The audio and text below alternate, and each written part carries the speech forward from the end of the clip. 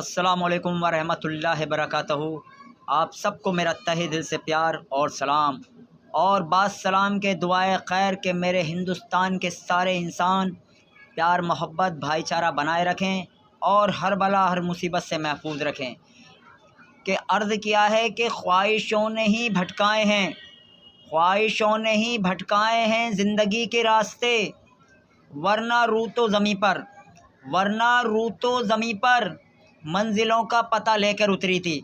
तो मेरे बुज़ुर्गों और दोस्तों, मेरा वीडियो बनाने का मकसद ये है कि आजकल के नौजवान वो ये नहीं देखते कि अगर हम किसी के धर्म को बुरा कह रहे हैं तो समझो वो हम अपने ही धर्म को बुरा कह रहे हैं, क्योंकि माँ बहन बेटी सबकी एक जैसी होती है। अगर हम किसी की माँ बहन या उसकी बेटी को गाली देते हैं तो समझो वो गाली हमारी माँ बहन और बेटियों को लग रही है।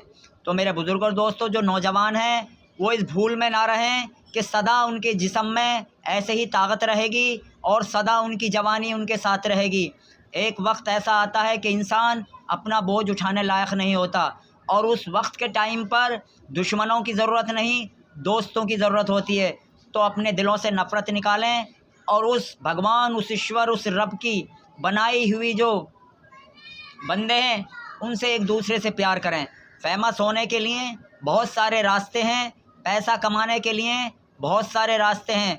अगर फेमस होना है तो लोगों को, भूखों को, प्यासों को खाना खिलाओ, जो बेघर हैं उनको जाड़े पाले में पड़े हैं कंबल बांटो, परिंदों को खाना खिलाओ, जानवरों को खाना खिलाओ, जो अस्पतालों की लाइन में लगे हैं उनके काम आओ, जो बीमार हैं उनके घरों पे जाके उनकी खैरियत लो। फिर देखो कि तुम्हारे दिलों में भगवान, रब, खुदा, ईश्वर कैसे बसता है।